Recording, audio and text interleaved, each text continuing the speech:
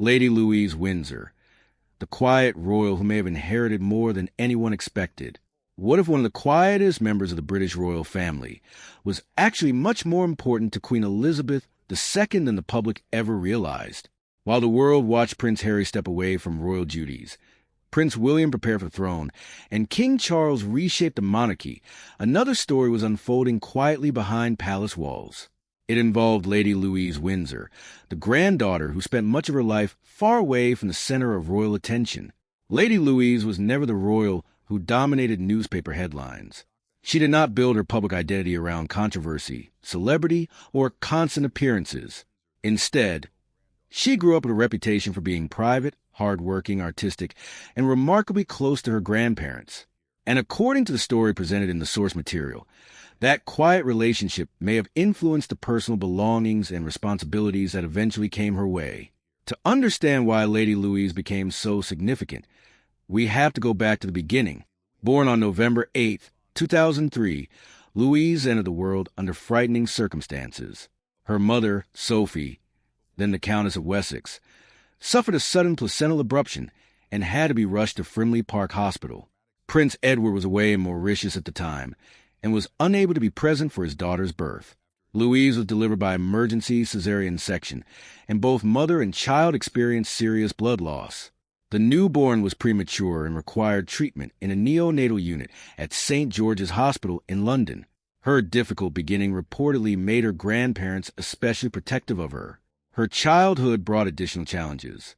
Louise was born with esotropia, a condition that causes the eyes to become misaligned, and she underwent several operations while growing up. Being the youngest granddaughter of Queen Elizabeth also placed her in a somewhat unusual position within the family. Her older cousins were already much more visible, while Louise remained largely outside the spotlight. Yet that distance may have helped create something special between Louise and her grandmother.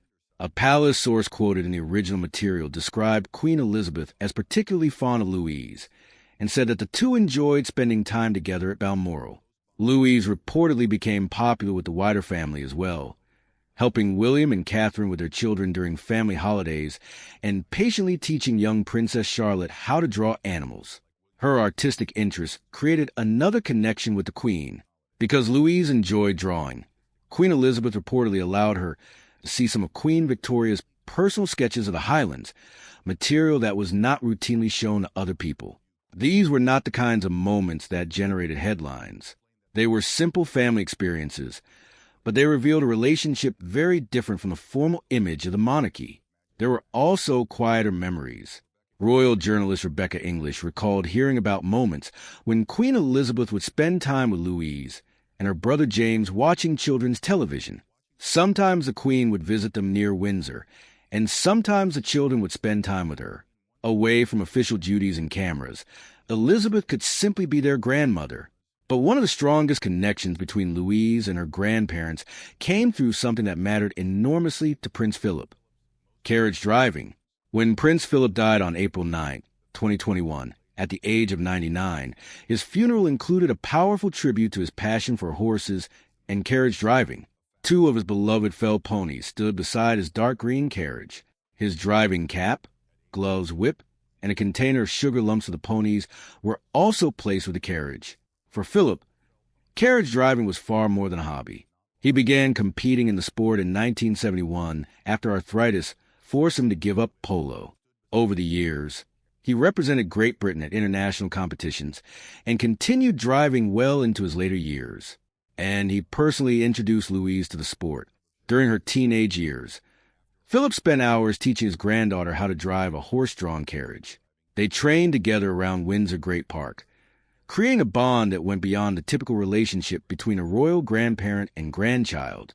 Louise's mother, Sophie, later described her daughter as naturally talented at carriage driving. In 2019, Philip watched proudly as Louise competed at the Royal Windsor Horse Show, where she finished third in the private driving singles competition. After Philip's death, some of his most cherished possessions were passed to Louise, including his carriage and ponies. Symbolically, this was much more than simply receiving valuable objects. It represented the continuation of something Philip had spent decades loving.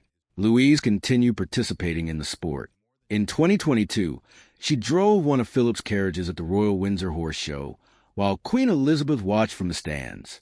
Later, Louise continued competing in carriage driving events, demonstrating that the connection between grandfather and granddaughter had not ended with Philip's death. But the story becomes more complicated when we consider Queen Elizabeth's own personal estate. One of the biggest misunderstandings surrounding royal wealth is the difference between the crown's assets and the monarch's private possessions. The crown estate is not the personal property of the king or queen.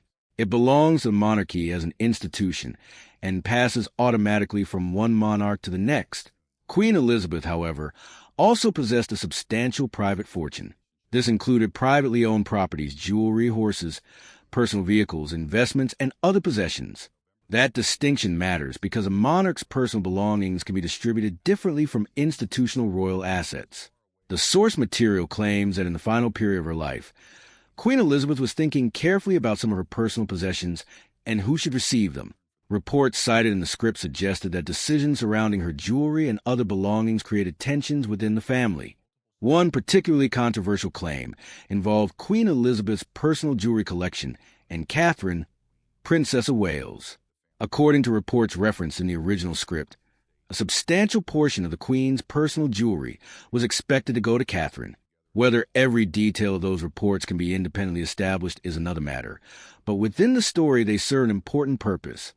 They illustrate the idea that Elizabeth's personal choices could communicate affection and trust. And that brings us back to Lady Louise. Louise's position within the family was unusual. She was a daughter of Prince Edward, the Queen's youngest son, and Sophie. Unlike some other branches of the royal family, Edward and Sophie's household developed a reputation for being relatively quiet and stable.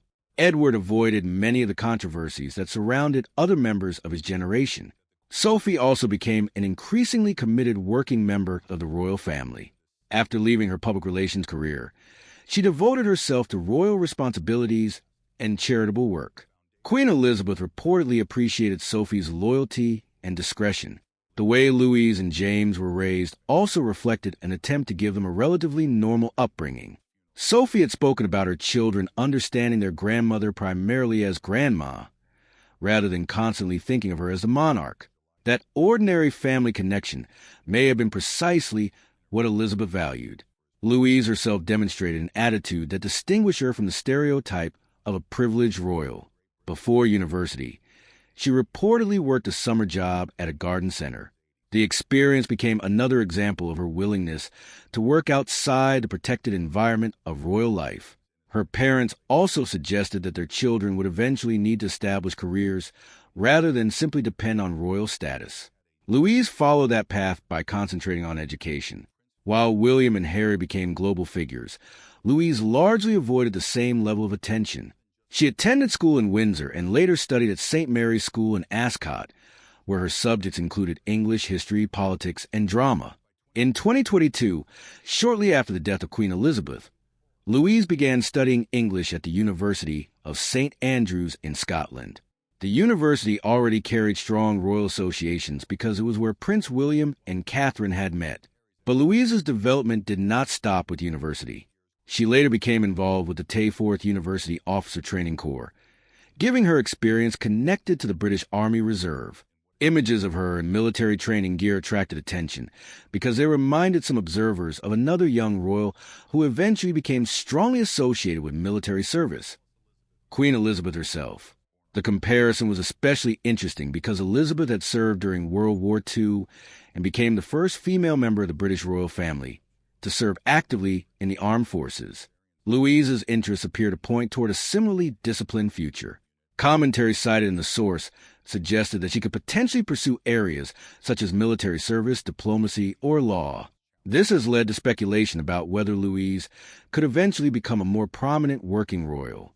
The situation is particularly interesting because the monarchy faces a smaller pool of active working royals. As older generations reduce their duties, younger members may become increasingly important. Louise has never appeared to chase that spotlight. In fact, her quiet personality may be one of the reasons she has attracted attention. And this is where the story turns toward Camilla and the wider question of royal inheritance. The source material portrays tension surrounding Queen Elizabeth's personal belongings and suggests that Camilla, now Queen Consort, was disappointed by some of the distribution of Elizabeth's private possessions. However, it is important to separate documented royal arrangements from claims attributed to unnamed insiders or media reports. The original script presents these reports as evidence of a broader family rivalry, particularly concerning jewelry inheritance and the different positions of royal descendants. Within that narrative, Lady Louise represents something very different from Camilla's children. Louise is a direct descendant of Queen Elizabeth II and Prince Philip. She grew up inside the Windsor family and maintained personal relationships with both grandparents. Her inheritance of Philip's carriage-driving possessions therefore carried an emotional significance that went beyond financial value. Camilla's children, Tom Parker Bowles and Laura Lopez, occupy a different position. They are part of the wider royal family through Camilla, but they are not direct descendants of Queen Elizabeth. That distinction can matter greatly when families divide personal possessions, especially items carrying generations of history. There is also another important detail about Louise. She has generally avoided using the most prominent royal titles available to her. That decision has contributed to her image as someone who does not appear desperate for status. And perhaps that is the most fascinating part of her story. The British royal family has always contained people who seem destined for enormous public attention, and others who remain almost invisible. Sometimes the people who receive the least attention become the most intriguing precisely because their private relationships are harder for the public to see. Lady Louise's story is built around that contrast. She began life under difficult circumstances, spent her childhood dealing with personal challenges, and grew into a young woman who developed a close bond with her grandparents. Prince Philip passed down one of his greatest passions to her, while Queen Elizabeth reportedly valued her artistic interests, her humility, and her uncomplicated relationship with family. Her story is therefore not simply about money.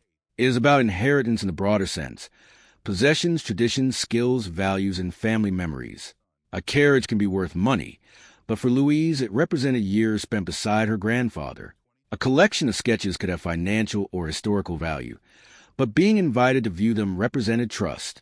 And a quiet upbringing may not produce headlines, but it can create a very different kind of royal identity.